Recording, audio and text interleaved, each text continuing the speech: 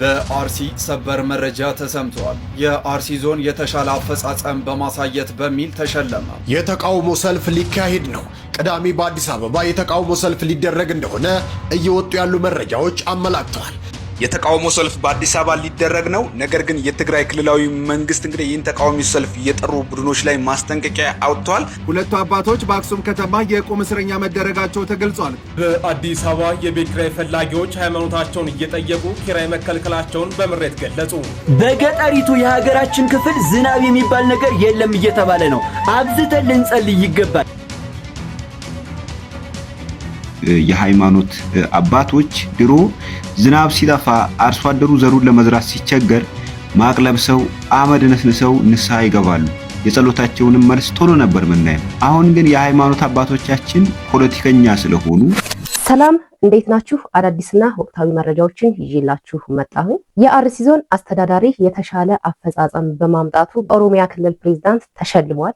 በአዲስ አበባ ሐምሌ 11 ማለትም ነገ ታላቅ የተቃውሞ ሰልፍ ተጠርቷል። ነገር ግን የትግራይ ብሔራዊ ክልል ይህንን ባስተላለፉ አካላት ላይ ከፍተኛ እርምጃ እንደሚወስድ እየተናገረ ይገኛል። ጳጳሳቱ የቁም እስረኛ መሆናቸውን በዚህ ሰዓት እየሰማን እንገኛለን። የአዲስ አበባ ተከራዮች ቤት ለመከራየት ስንፈልግ ሃይማኖታችንን እየተጠየቅን ነው ሲሉ በምሬት ተናግረዋል። በሀገራችን በገጠሪቱ ክፍል ዝናብ የሚባል ነገር እንደሌለና እርሻውንም በቻሉት መጠን ውሃ እያጠጡ እንዳለ እየተመለከትን እንገኛለን። እነዚህንና ሌሎችንም በዚህ ቪዲዮ በሰፊ የምንመለከት ይሆናል። ለዚህ ቤት አዲስ ከሆናችሁ ቤቱን ሰብስክራይብ፣ ቪዲዮን ደግሞ ላይክ እና ሼር ማድረጋችሁን እንዳትረሱ። ኢትዮጵያ ላይ የምክክር ጉባኤ እየተደረገ እንዳለ ሁላችንም እናውቃለን፣ ወይንም ኢትዮጵያ እየመከረች ነው። በምክክሩ ወቅት ምንድን ነው የተካሄደው የሚለውን እንመልከት። ፈጣሪ ይስጥልን። አሜን። ሰላም ለእናንተ ይሁን። እኛ ዛሬ እዚህ የመጣነው የእናንተ ምክክር፣ የእናንተ ውይይት፣ የእናንተ ጭንቀት ለኛ ሲባል ነውና አደራ ልንላችሁ ነው። ከጀርባችሁ ሆነን ልናበረታታችሁ እዚህ ተገኝተናል። አባዬ፣ እማዬ፣ ወገኖቼ እናንተ እዚህ ሁሉ የተሰበሰባችሁት የሀገሬ ሰዎች የምትመካከሩት ስለኛ ወደፊት ነውና እባካችሁ ዛሬን በጥበብ ተመካከሩ፣ ነገን በጥበብ ስሩ።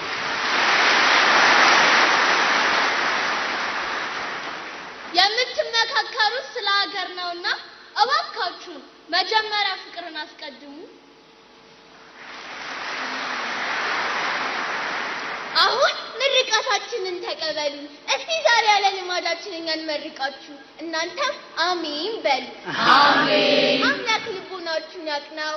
አሜን። አንዱ ለአንዱ የብርሃን መንገድ ይሁን። አሜን። ሀገራችን የሞቀ ቤት የፍቅር ማደሪያ ትሁን። አሜን። ቃላችሁ ማር ይሁን። አሜን። ድርጊታችሁ የጸና ይሁን። አሜን። ከእልህ ይልቅ ምክርን ከጥላቻ ይልቅ ፍቅርን ያድላችሁ። አሜን። ልባችሁን እንደ ውሃ ያጥራላችሁ።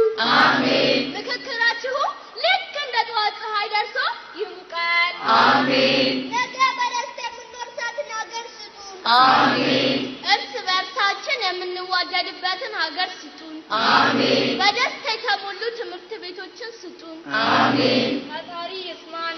አሜን። ፈጣሪ የሁላችንን ቤት የሁላችንን ልብና የሁላችንን መልካም ነገር ይልን። አሜን። ሀገራችንን ይባርክልን። አሜን።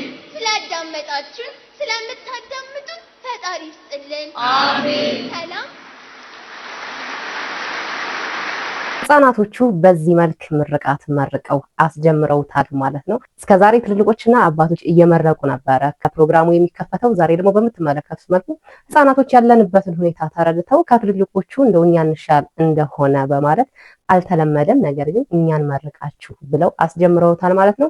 እንዳፋቸው ያድርግልን እንደመረቁትም ይሁን። ነገር ግን እዚህ ጋር እንደምትመለከቱት የምክክሩ ሁኔታ በፎቶ ብለው ብዙሃኑ እያጋሩት ይገኛሉ። በዚህ ፎቶ ላይ እናንተ የተሰማችሁን ሀሳብ አስተያየት አስቀምጡልን። ብዙዎች ግን ምክክሩ በዚህ ሁኔታ ነው እየተካሄደ ያለው ብለው ሀሳባቸውን አስቀምጠዋል ማለት ነው። ሌላኛውና እጅግ በጣም የሚገርመው ደግሞ ከጋምቤላ ክልል ለምክክሩ የመጣችው አንዲት ነፍሰ ጡር ሴት ሀገሬ ጠርታኝማ የወሊድ ጊዜ ቢደርስም አልቀርም ብላ በመሳተፏ የዛው ቀን ልጁን ወልዳለች ማለት ነው። የልጁ ስምም ምክክር ተብሎ ስም ወጥቶለታል። እስኪ እሱን እንመልከት።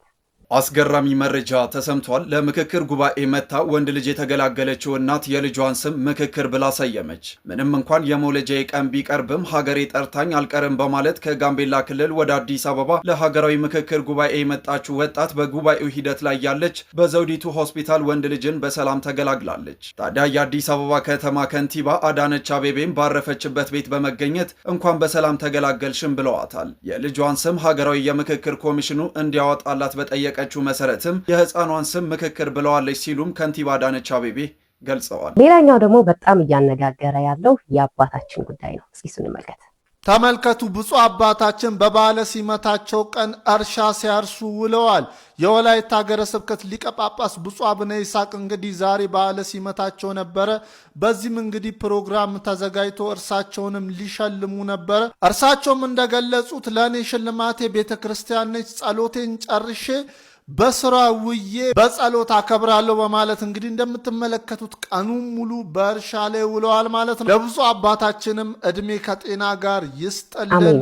ሲመት በዓል እንደምናውቀው ብዙ ፕሮግራም ይደረጋል ምናምን። እሱ ፕሮግራሙ እንግዲህ አልነቅፍም፣ ነገር ግን በዚህ ወይ ደግሞ ሲከበር አልተለመደምም። እስከዛሬ ድረስ አባቶቻችን ሲመት በዓላቸውን ሲያከብሩ በትልልቅ ጉባኤ ነው። አባታችን ግን አይ እሱን ጉባኤ አልፈልግም፣ በዚህ ሁኔታ ነው ማክበር የምፈልገው ብለዋል። ብዙሃንም በአባታችን ድርጊት ተደንቀዋል። የአባታችን እድሜ እግዚአብሔር ያርዝምልን ብለው መርቀዋል። እናንተም ሀሳብ አስተያየታችሁን ኮሜንት ላይ ማስቀመጥ ትችላላችሁ። በአርሲ ሰበር መረጃ ተሰምተዋል። የአርሲ ዞን የተሻለ አፈጻጸም በማሳየት በሚል ተሸለመ።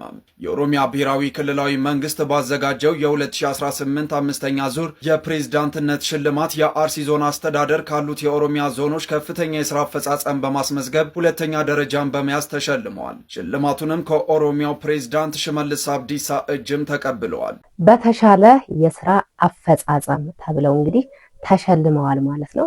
የተሻለ ስራ አፈጻጸም ማለት የትኛው ነው? ምንድን ነው እየተማረ ያለው ሌላው ክልልስ? ይሄ ነው የተሻለ የስራ አፈጻጸም፣ ይሄ ነው እያየነው ያለው ነገር ነው የተሻለ የስራ አፈጻጸም። የተሻለ የስራ አፈጻጸም መለኪያው ምንድን ነው? ምንድን ነው መስፈርቱስ?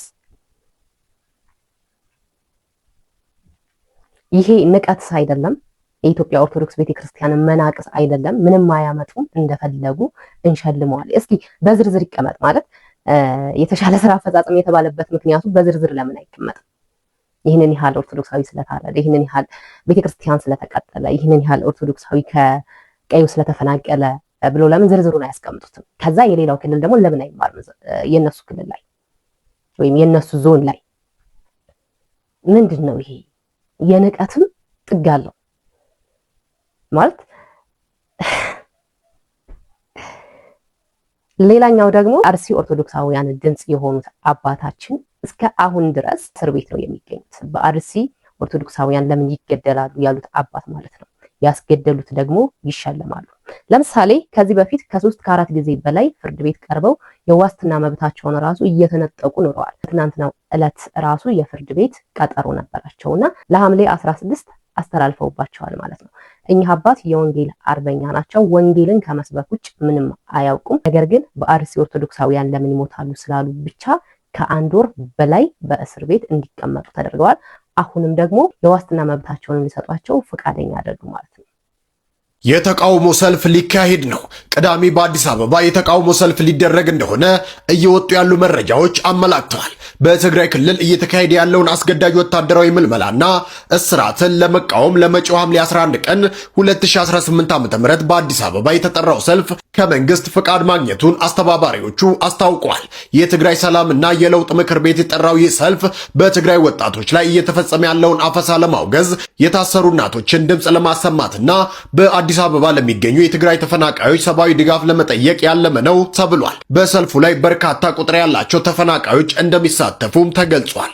የተቃውሞ ሰልፍ በአዲስ አበባ ሊደረግ ነው። ነገር ግን የትግራይ ክልላዊ መንግስት እንግዲህ ይህን ተቃዋሚ ሰልፍ የጠሩ ቡድኖች ላይ ማስጠንቀቂያ አውጥቷል። ሐምሌ 11 በአዲስ አበባ የጠራው ሰላማዊ ሰልፍ ተፈቅዷል። ነገር ግን የትግራይ ክልላዊ መንግስት ይህንን ሰልፍ ያዘጋጃችሁ ሰዎች ላይ እንግዲህ ማስጠንቀቂያ አውጥተዋል። ትግራይ ውስጥ የሚካሄደውን ወታደራዊ አፈሳ የሚቃወም እንዲሁ ደግሞ የፌዴራል መንግስቱ በክልሉ ጉዳዮች እንግዲህ መንግስታዊ ግዴታውን እንዲወጣ የሚጠይቅ ሰላማዊ ሰልፍ በመጪው ቅዳሜ በአዲስ አበባ ከተማ እንደሚካሄድ አዘጋጆቹ አሳውቀዋል። በመዲናዋ በመስቀል አደባባይ የሚካሄደው ሰላማዊ ሰልፍ ያዘጋጀው እንግዲህ ግንቦት ላይ የተቋቋመው የትግራይ ሰላምና ለውጥ ምክር ቤት እንደሆነ የሚዲያና የህዝብ ግንኙነት አስተባባሪ ከበደ አሰፋ ለቢቢሲ እንግዲህ ተናግሮ ነበር። ይህንን ሰላማዊ ሰልፍ በመቃወም ከወደ ትግራይ እንግዲህ አዲስ መረጃ ወጥቷል። በአዲስ አበባ በሚኖሩ የፌዴራል መንግስቱን በሚደግፉ የትግራይ ተወላጆች አስተባባሪነት በመጪው ቅዳሜ ሐምሌ 11 ቀን 2018 ዓ.ም ሊደረግ የታቀደው ሰልፍ በመቃወም የትግራይ ክልል ኮሚኒኬሽን ጉዳዮች ቢሮ እንግዲህ ጠንከር ያለ ይፋዊ ማስጠንቀቂያ አውጥቷል። ቢሮ ከመቀሌ ባወጣው መግለጫ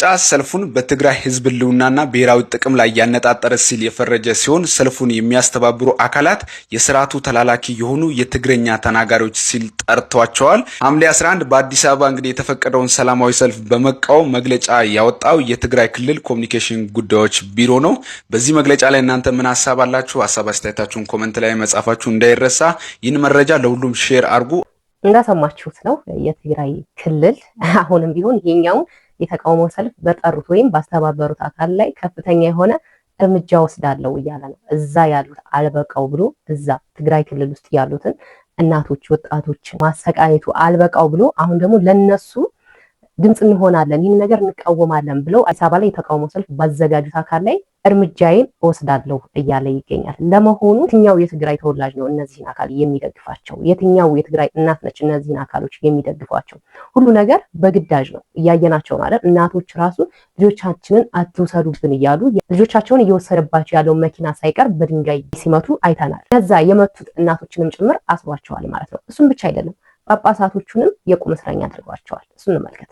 ሁለቱ አባቶች በአክሱም ከተማ የቁም እስረኛ መደረጋቸው ተገልጿል። ቢቢሲ ትግረኛ ከቦታው እንደዘገበው ከሆነ ሁለቱም አባቶች በፖሊስ ተይዘው ጣቢያ ከገቡ በኋላ ለእያንዳንዳቸው 300 ሺህ ብር ማስያዣ ተጠይቀው ነው በዋስትና የተፈቱት ብሏል።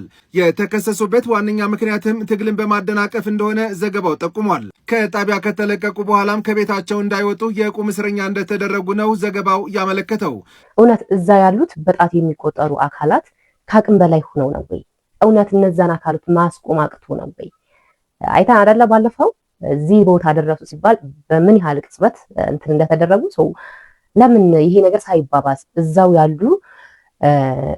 ያሉ ህዝቦችም ሳያልቁ ለምን መፍትሄው አይደረግም? አሁን እርግጠኛ ነኝ እነዚህ ሰዎች እዚህ ደብረ ብርሃን ደረሱ ቢባል እንደባለፈው የሆነ እርምጃ ይወሰዳል። ያ እርምጃ ለምን እዛው ላይ እንዳሉ አይሆንም? ስንት ህዝብ እስኪያልቅ ነው የሚጠበቀው? ስንት ወጣት እስኪሞት ነው የሚጠበቀው? ስንት እናት እስክታለቅስ ነው የሚጠበቀው? ሌላኛው ደግሞ እጅግ በጣም የማይገባኝ ነገር አለ። እሱ ምንድነው? አንድ ሙስሊም ወንድማችን ድንግል ማርያም በጣም ይወዳታል። መውደዱን እናደንቃለን። ጥሩ ነው መውደዱ። ግን አሁን ላይ በጣም ብዙ ቦታ ፖድካስት እየተደረገ አይዋለሁኝ። ይዘምራል ስለ ድንግል ማርያም ልደታ ቤተክርስቲያን ጓደኞቹ ጋር ይሄዳል ምናምን እና እስኪ መጀመሪያ ቪዲዮ እንመልከት። ኪዳነ ምሕረትን ተጽናናሁኝ ረሳዋ ዘኔን እኔ ማርያም ማርያም ማርያም አልኩ አይደለ? በቃ ማርያም ማርያም በአመልካት የሚመለከተው የለም እኮ። ቀደም እንዳልኩ የማይክ ማምለክ ከፈለኩኝ ማንም እንዴት ነው አሚር መተይዟል አይዞም እኮ። ግን እንዳልኩ ነው አንተ በዚህ ማይክ የምታመልክ ከሆነ እኔ ማይክ አክብሬ ወልውይል አጽጭል ቢር ምን ችግር አለ? ልብህን እገዛዋለሁ። እና እምነታችንም የሚሰብከው ፍቅርን ነው። ስሙን ፍቅር ነው። እስላም ብለህ ስትጠራ ፍቅር፣ ነብያችንም ፍቅር ናቸው። ኪዳነ ምሕረትን ተጽናናሁኝ ረሳዋ ዘኔን የአምላክ እናት እመቤታችን ሞገሱኝኝ ቀሪው ዘመኔን እጄ ባዶ ሆነ ወዳጆቼም ሸሹ በመርገም ምክራቸው ሊለያዩኝ ሲሹ እሱ የሰጠውን እሱ ሰዳልኳቸው እመቤት ያለችኝ ብዬ አሳፈርኳቸው እናቴ ስምሽን ስጠራ አለፈ ያ ሁሉ መከራ ሰላም ለኪ በፊትሽ ፈሰሰ እምዬ ባንቺ የታበሰ ሰላም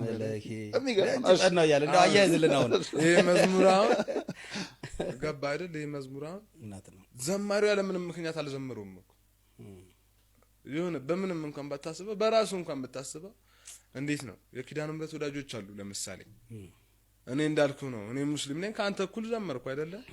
ምን ችግር አለው? በመጀመሪያ ምን ችግር አለው? ችግር የለውም።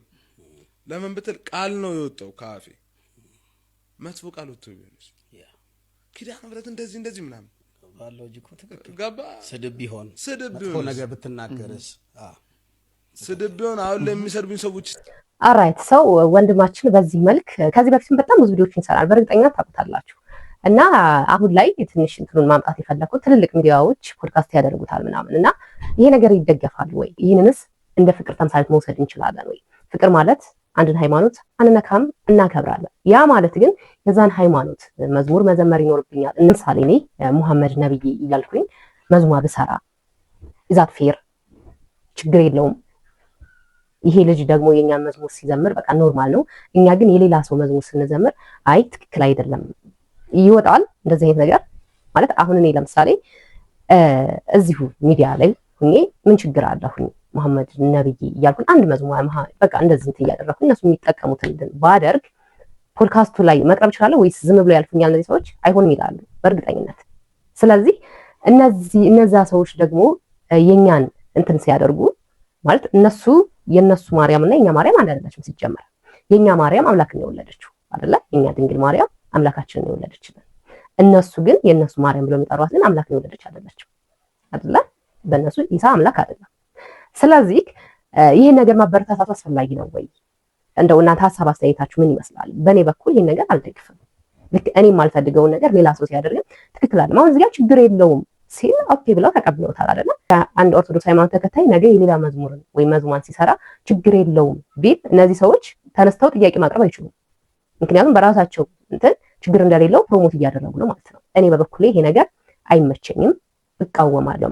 ማክበር፣ መከባበር፣ ፍቅር መስበክ እና እነሱ እንትን ውስጥ መግባት አንድ አይደለም። ይሄ እንደውም ህዝቡን ለብ ያለ ያደርገዋል። ወይ የጋላ አይሆንም ወይ በራሪ አይሆንም። ወይ የራሳቸው ሃይማኖት ላይ በደንብ መሆን አይችሉም ወይም የኛ ሃይማኖት ላይ አይሆኑም ማለት ነው። እንዲያው ለብ የሆነ ነገር ይሆናልና እኛ ትልቅ ቦታ የምንሰጣቸው ሰዎች ራሱ ይሄን ነገር ፕሮሞት ባታደርጉት፣ የነሱ እንደዚህ ሲያደርጉ መደገፍ፣ የኛዎቹ ሲያደርጉ መቃወም አይሄድም። ሌላኛውና ያስቆጣው ደግሞ የሊቀ መዘምራን ቴዎድሮስ ዮሴፍ ልጅ የልደት በዓል ነው። የልደት በዓሏን በምን መልኩ ነው ያከበረችው? ለምንስ ነው ያስቆጣው የሚለውን እንመልከት።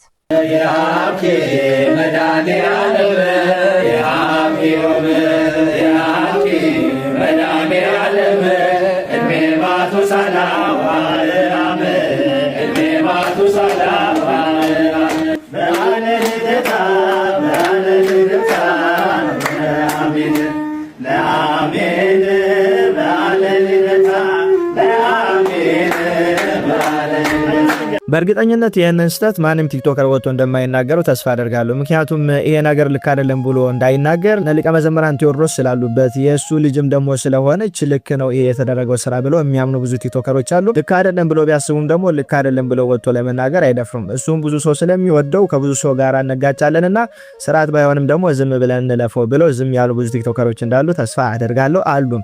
እኔ ግን ዝም ብዬ አላልፍም። ይሄ ነገር ፍጹም ስህተትና ከስርዓተ ቤተክርስቲያን የወጣ ነገር ነው። በመጀመሪያ ደረጃ እዚህ የተሰበሰባችሁ ሰዎች በስም ዘማሪያን እንዲሁም ደግሞ ቀሲስ ዲያቆናትም ትታዩኛላችሁ። እዚህ ጋራ ልደት ዝማሬ ማውጣተን የምንዘምረው የእረፍት ዝማሬ ማውጣተን የምናመሰግነው ለቅዱሳን አባቶቻችን እናቶቻችን እንጂ ገና ተወልደው ምድር ላይ እየተመላለሱ ለቤተክርስቲያን ኢምንት ጥቅም ላልሰጡ ሰዎች ልደታቸው ደረሰ ብለን በዚህ ልክ ዝማሬ አውጥተንላቸው ስማቸውን እየጠራ ማመስገናችን ጣዖት አምላኪነት እንጂ ይሄ ፍጹም ስርዓተ ቤተክርስቲያን አይደለም። እዚህ ጋራ ብዙዎቻችሁን የምትነቅፉኝ በኮሜንት መታችሁ የምትጽፉት የዘማሪ ቴዎድሮስ ልጅ ስለሆነች ልክ ነው እነሱ ካሉበት ልክ ነው ስርዓት አይጣስም ብላችሁ ስለምታስቡ ምን አገባ መብታቸው ነው ብላችሁ የምትናገሩ ሰዎች እንዳላችሁ ተስፋ አደርጋለሁ። ትኖራላችሁ እጠብቃለሁ። ከዛ ባሻገር ግን የማንም ልጅ ይሁን የገሌ ልጅቱን የማንም ልጅቱን በመጀመሪያ ደረጃ እንደ አይነት ዝማሬ ለሰው አይዘመርም። የአብኪ ወመዳን ያለም እድሜ ማቱሳላው አብርሃም እያላችሁ ትርጉሙ እግዚአብሔር የአብርሃምንና የማቱሳላን እድሜ ይስጥሽ ብሎ መዘመር ነው። ስሟን አስገብቶ እየዘመሩ ነው። ግን ይሄ ነገር ተገቢ ነው ወይ? ልደት ማክበርስ ተገቢ ነው ወይ? ልደት ሲከበርስ የእሷን ስም አስገብታችሁ በዚህ ልክ ዘምሩላት? የትኛው የሥርዓት መጽሐፍ ላይ አግኝታችሁ ነው? ለሙሽሮች ምን ዘምርላቸው ቤተ ቤተክርስቲያን ለነሱ ሽልማት ስለምትሰጣቸው ለሙሽሮች ይገባል ብለን በመጽሐፍም ተጽፎ ነው ያገኘነው። ልደት ለሚያከብር ሰው ግን እንዲህ መዝሙር ወጥቶለት ስሙ ተተክቶለት ይዘመራል የሚል ከየትኛው መጽሐፍ አገኛችሁ? ወይስ እናንተ ብዙ ጊዜ በቤተክርስቲያኑ መዋቅር ውስጥ ስላላችሁ ይሄን ነገር እኛ ሰራ ነው እናጸድቋለን ብላችሁ በራሳችሁ ስሜትና ፍላጎት ዕውቀት ተመርታችሁ ነው እየሰራችሁት ያላችሁት?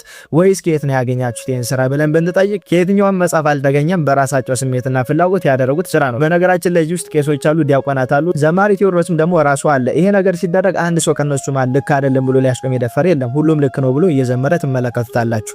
ስለዚህ ይሄ ነገር ልክ አይደለም። ሁለተኛ ነገር ደግሞ አንድ ሰው ቃል እግዚአብሔርን እየዘመረ የሚዘምረው ነገር በህይወት ሊኖረው ይገባል። ልጁ እንደዚህ ሱሪ ለብሳ ሱሪዋ ላይ ነጠላ ደርባ ቁማ ስትዘምር ቢያንስ ቀሚስ ለበሺ ቢያንስ ደግሞ እንዲህ ሱሪ መልበሷንስ በሚዲያ ማጋራቱ ምን የሚሉት ነው? በመጽሐፍ ቅዱስ ላይ ወንድ ሴትን ሴት የወንድን አይልበስ ይል የሚያደርግ በእግዚአብሔር ዘንድ የተጠላ ነው ብሎ እየተነገረ የአንድ ትልቅ ዘማሪ ልጅ ሱሪ ለብሳ ነጠላ ደርባ ቁማ ሲዘመርላት መመልከቱ ፍጹም ከቤተክርስቲያን ስርዓት የላቀና አጸያፊ ተግባር ነው። እኔ እዚህ ውስጥ ካሉ ሰዎች ጋር ምንም አይነት የግል ጠብ ኑሮብኝ ሲሆን ይሄ ግን ስርዓት ቤተክርስቲያን አይደለም። ሊቀ መዘምራን ቴዎድሮስ እዚህ ጋር ቆሞ ይሄ ነገር ሲደረግ እየደገፈ አብሮ እየዘመረ በቪዲዮ እንዲተላለፍ ፈቀደ ማለት ብዙዎች ይሄ ስራ ልክ ይመስላቸዋል ማለት ነው። ምክንያቱም እሱ ዘማሪ ነው፣ ታዋቂ ነው፣ ብዙ ሰው ዘንድ ተወዳጅነትን ያተረፈ መዘምር ነው። ስለዚህ እሱ አደረገው ማለት ሌሎች ልክ ይመስላቸዋል። ይሄ ተግባር ደግሞ ዶግማ ሆኖ ይቀጥላል ማለት ነው። ለትውልድ ትውልድ ይሸጋገራል ማለት ነው። ስለዚህ ይሄን የተመለከታችሁ ምዕመናን ሱሪ ለብሶ ነጠላ ደርቦ ቆሞ ደግሞ እንደ ጣዖት ስትመሰገን መስማቱ ለሷ ተገቢ አይደለም። አንተ ይሄንን የምታደርጉ ሰዎች ደግሞ ማንም ሆኑ ማንም ስርዓተ ቤተክርስቲያንን ጥሳችኋል። ልክ አይደለም። ከየትም መጽሐፍ አላገኛችሁትም። ይሄንን ደግሞ አድርጉ ብሎ የሚያዛችሁ ምንም ነገር የለም። ስለዚህ ብዙዎቻችሁ ጥሩ ነው ብላችሁ እየደገፋችሁ እንደነበረ ስላየው ብዙዎቻችሁም ደግሞ ማንም በዚህን ጉዳይ ሊናገር ስላልደፈረ ስርዓት አለመሆኑን ለመናገር ፊት አይተን ባናዳላ መልካም ነው ለማለት ነው። ማንም ያደርገው ማን ሁሉም ከስርዓተ ቤተክርስቲያን በታች ነው። ጳጳስ፣ ፓትርያርክ፣ ቄስ፣ መነኮስ ሁሉም ከቤተክርስቲያን ስርዓት በታች ነው እንጂ ከቤተክርስቲያን ስርዓት በላይ አይደለም። እኛም የምንቃወመው ይህንን ነው። የፈለገ ታዋቂ ይሁን የፈለገ አባት ጳጳስ ይሁን ይሄው ስህተት ሲያጠፉ ስህተት ሲሰሩ እየመጣ እንደዚህ ትክክል አይደለም እንላለን አይደለ? ያ ማለት ደግሞ እነሱን ከመጥላት ሳይሆን እነሱ የሚከተሏቸው ማህበረሰቦች ብዙ ስለሆኑ የሚሳሳተው አካል በጣም ብዙ ነውና ላይ ያላችሁ ብዙ ምዕመን የሚወዳችሁና የሚያከብራችሁ ሰዎች የምታደርጓቸውን ነገር ብትጠነቀቁ፣ ኢቨን ስህተት እንኳን ብትሰሩ ለሚዲያ ባታወጡት፣ ወደ ሚዲያ ባታጋሩት መልካም ነው። ምክንያቱም እናንተን የሚከተለው ህዝብ ብዙ ስለሆነ እናንተ የምታደርጉት ስህተቱን እንኳን ትክክል ነው ብሎ ይቀበላል። እንደገና ደግሞ ስህተቱን እተዋለው ብሎ ጊዜ እየቀጠረ ያለ ሰው እናንተ ያን ስህተት ሆናችሁ ስትገኙለት ደግሞ ትክክል ነኝ ብሎ ይቀጥላል ማለት ነው እና ጥንቃቄ ብታደርጉ መልካም ነው። በአዲስ አበባ የቤት ኪራይ ፈላጊዎች ሃይማኖታቸውን እየጠየቁ ኪራይ መከልከላቸውን በምሬት ገለጹ። በአዲስ አበባ ከተማ የቤት ኪራይ ፈላጊዎች አከራዮች ቤት ከማከራየታቸው በፊት ሃይማኖታቸውን የመጠየቅና ከነሱ እምነት ጋር ካልተገጣጠመ የመከልከል አዝማሚያ እያሳዩ መሆኑን በከፍተኛ ምሬትና ቅሬታ እየገለጹ ነው። ይህ ድርጊት በአሁኑ ወቅት በማህበራዊ ሚዲያ መድረኮችና በተለያዩ የከተማው አካባቢዎች ላይ ሰፊ መነጋገሪያ ሆኗል። ከተከራዮችና ከቤት ኪራይ ፈላጊዎች የሚወጡ መረጃዎች እንደሚያመላክቱ ቀደም ሲል በከተማዋ የቤት ኪራይ ዋጋ መናር፣ የቅድመ ክፍያ ወይም አድቫንስ መብዛትና የደላሎች ተጽዕኖ ዋነኛ ፈተናዎች የነበሩ ቢሆንም አሁን ላይ ግን በርካታ አከራዮች ሃይማኖትህ ወይም ሃይማኖትሽ ምንድነው የሚል ጥያቄን በቅድመ ሁኔታነት በግልጽ ማቅረብ ጀምረዋል ብለዋል። በዚህ ጉዳይ ላይ ምን ሐሳብ አስተያየት አላችሁ? እኔ በበኩሌ አልገጠመኝም እንደዚህ አይነት ነገር። ነገር ግን የሚገጥማቸው ሰዎች ሊኖሩ ይችላሉ። ይሄ በፍጹም ስህተት ነው። ቢቻላችሁስ ከሁሉም ጋር ተስማምታችሁ ኑሩ ይላል አይደለ? ቢቻለን ከሁሉም ጋር ተስማምተን መኖር ይኖርብናል። በፍቅር በሰላም መኖር እንችላለን። ችግሩ የሚሆነው አንድን ሃይማኖት ከአንድ ሃይማኖት የማጥላላት ይዘት ነገር ካለ ነው እንጂ ተቻችሎና ተዋዶ መኖር ምንም ችግር የለውም። እንደውም ከቻላችሁስ አከራይታችኋቸው እናንተ የምታውቁትን ብርሃን እናንተ የምታጣጥሙትን ፍቅር ለነሱም ለማቅመስ ብትጥሩ መልካም ነው። እግዚአብሔር እናንተን ተጠቅሞ እነሱን ወደ ብርሃን ሊያመጣቸውም ስለሚችል ማለት ነውና በገጠሪቱ የሀገራችን ክፍል ዝናብ የሚባል ነገር የለም እየተባለ ነው። አብዝተን ልንጸልይ ይገባል። ነገ ሰማይ በሚከፈትበት ጸሎታችን በሚያርግበት ቀን ምንም እንኳን ለመጸለይ ባይመቻችሁና ጸልያችሁ የማታውቁ ብትሆኑም አሁን የምነግራችሁን አጭር ጸሎት ሳትጸልዩ እንዳትሉ ለልጆቻችሁም ንገሯቸው እንዲጸልዩ። ይሄ ቪዲዮ በዚህ ምሽት ቢያንስ ለ1 ሚሊዮን ሰው እንዲዳረስ 10 ጊዜ ኮፒ ሊንክ፣ ሼር እና ላይክ ሪፖስት በደንብ አድርጉት። ኮሜንት ላይ ደግሞ አቤቱ ማረን እያላችሁ ጻፉ ሁላችሁም። እና ደግሞ ለሐምሌ 19 ዓመታዊ የቅዱስ ገብርኤል በዓል ወደ ቁልቢ ገብርኤል መጓዝ የምትፈልጉ ሰዎች ቅዱስ ያሬድ መንፈሳዊ የጉዞ ማህበር ታላቅ መንፈሳዊ ጉዞ አዘጋጅቶላችኋል። መነሻው ሐምሌ 17 ነው። በ0961 21 21 21 ደውሉ እንዳያመልጣችሁ። እናም ነገ ሐምሌ 10 ሰማይ የሚከፈትበት ምስጢር የሚገለጥበትና ጸሎታችን የሚያርግበት ታላቅ ቀን ነው። ታዲያ በዚህ ቀን የቻላችሁ መዝሙረ ዳዊትና ውዳሴ ማርያም በደንብ አድርጋችሁ ጸልዩ። መዝሙረ ዳዊት የምትጸልዩት ከመዝሙር 111 እስከ መዝሙር 130 ያለውን ነው። የአርብ መዝሙረ ዳዊት ይሄ ስለሆነ ማለት ነው። ነገ አርብ አይደል? እናም የቻላችሁ ይህንን ጸልዩ። ነገር ግን ለመጸለይ እንኳን ባይመቻችሁ ወይንም ጸሎት ጸለያችሁ የማታውቁና ጸሎት የማትችሉ ብትሆኑ እንኳን እግዚኦ መሐረነ ክርስቶስ ሳትሉ በነገው ቀን እንዳትውሉ። በቃ ምንም ጸሎት አትቻሉ፣ እጃችሁን ዘርጉና እግዚኦ መሐረነ ክርስቶስ፣ እግዚኦ መሐረነ ክርስቶስ፣ አቤቱ ክርስቶስ ሆይ ማረን፣ በእንተ ማርያም መሐረነ ክርስቶስ፣ ስለ እናትህ ስለ ድንግል ማርያም ብለህ ማረን በሉት። ይኸውላችሁ የዝናብን መጥፋት እንደ ቀላል ነገር እንዳታዩት። ዝናብ ጠፋ ማለት ረሃብ አለ ማለት ነው። የረሃብን አሰቃቂነት ደግሞ ሁላችንም እናውቀዋለን። እግዚአብሔር ከእንደዚህ አይነት መቅሰፍት ሁላችንም ይሰውረን። ቸር ነውና እንደ ቸርነቱ ይማረን። የሁላችንንም ጸሎት ተቀብሎ ዝናመ ምሕረቱን ይላክልን። አቤቱ ማረን፣ ስለ እናትህ ስለ ድንግል ማርያም ብለህ ማረን። በሀገራችን በገጠሪቱ ክፍል በጣም ትልቅ የተባለ ድርቅ ገብቷል። እዚህ ጋር በፎቶ እንደምትመለከቱት ያረሱትን መሬት ውሃ እያጠጡ ይገኛሉ። እሱም ግን ሊበቃው ስላልቻለ በምትመለከቱት መልኩ ሰብላቸው ደርቁባቸው ይገኛል። ያለንበት ሁኔታ እጅግ በጣም አሳሳቢ ነው። በእርግጥ ከሚደረገው ነገሮች ካሉት ጉዳዮች አይደለም ዝናብ መከልከል፣ ዝናብ እሳትን ከላይ ቢወርድ የምናደርገው ነገር ጋር ተመጣጣኝ አይሆንም። የሚሰሩ ስራዎች ግፍ በስተዋል። ንጹሃኑ ደም እንደ ጎርፍ እየጎረፈ ነው። ከዚህ በላይ ቢደረግም ከዚህ በላይ ብንቀጣም አይገርምም። ነገር ግን እሱ መሐሪና ቸር ነውና ስለ እናቱ ስለ ድንግል ማርያም ብሎ ይምረን ዘንድ ሁላችንም በዛሬው ቀን ልንጸልይ ይገባል። መምህራችን እንዳሉትም ጸሎት እንኳን ቢያቅተን እግዚኦ መሐረነ ክርስቶስ ጌታ ሆይ አስበን ልንለው ይገባል ማለት ነው።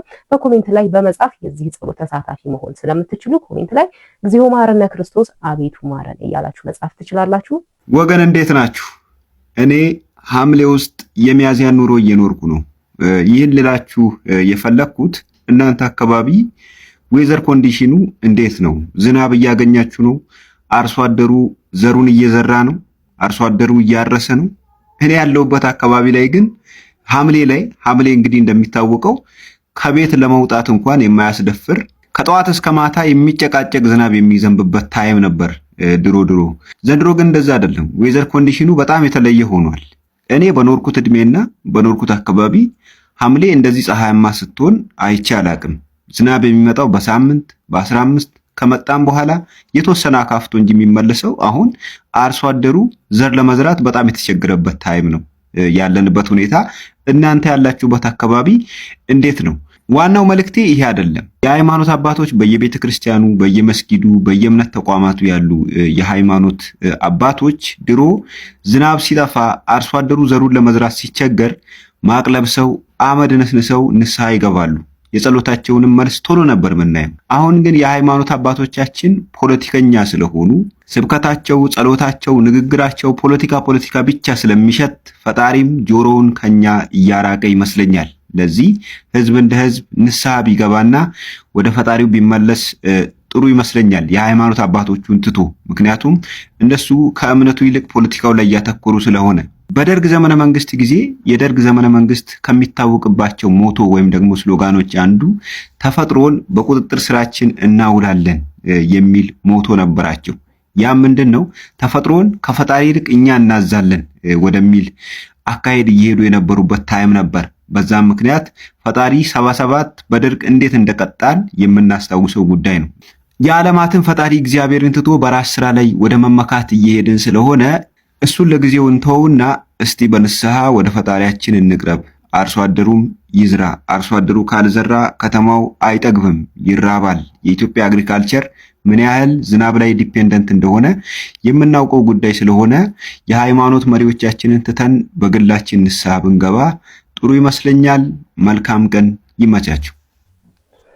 እግዚአብሔር አምላክ ምሕረቱን ይላክልን። ከአሁኑ ይበልጥ የሚመጣው ያስፈራልና እግዚአብሔር ግን ለአንድም ለሁለትም ጻድቃን ሲል ይምራል። ስለዚህ ሁላችንም ልንጸልይ ይገባል። ፕሮግራማችን ይህንን ይመስል ነበረ። በቆይታችን እንዳተረፋችሁበት አልጠራጠርም። ለዚህ ቤት አዲስ ከሆናችሁ ቤቱን ሰብስክራይብ፣ ቪዲዮን ደግሞ ላይክ እና ሼር ማድረጋችሁን እንዳትረሱ። በሌላ በአዲስ ቪዲዮ ተመልሼ እስከመመጣ ድረስ ኢትዮጵያ ሀገራችንን፣ ኦርቶዶክስ ሃይማኖታችንን እግዚአብሔር ይጠብቅልን። ቸር ቆዩ። ናብኜ ስለምን ልፍራ ያየው ባይኔ ታምር ስሰራ ታገፊቴ ቅደምልኝ ኃይሌ ብርታቴ ጉልበቱ ነኝ ስምህ ጥላዬ ስምህ ጋሻዬ ከጠላቴ ቀስት መሸሸጊያዬ ምድረ በዳውን አለመለመው ባይሆን በታምር ፊቴ ያቆመ ይህንን አባት ይህንን ጌታ አመልከዋለው ጠዋት ማታ እርሱን አምኜ እንዴት ወድቃለው ገና አብቤ ለመልማለው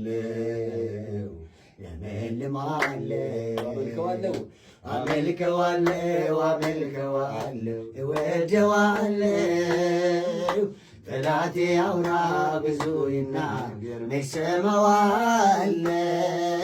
የድል አክሊሌ የድል አርማዬ ጌታን ይዣለው የድል አክሊሌ የድል አርማዬ ጌታን ይዣለው